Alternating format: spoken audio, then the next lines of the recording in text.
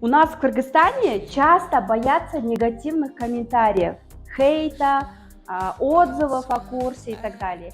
Если вам пишет какой-то там, я не знаю, Айка 2707-1982 и без фотографий, просто с фейкового аккаунта, не нужно принимать такие комментарии.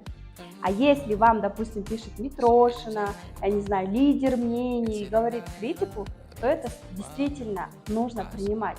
Второй пункт. Критика бывает конструктивная и неконструктивная.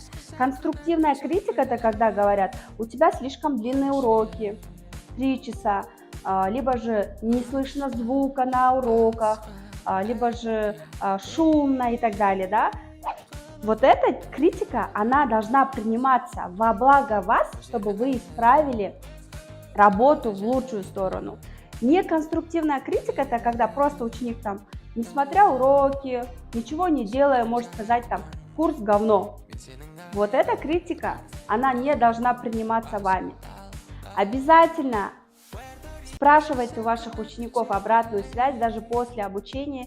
Можете давать им анонимную анкету, чтобы узнать, какие технические части нужно исправить, какие уроки еще добавить и так далее. Только анализируя, мы можем улучшать свой продукт еще лучше.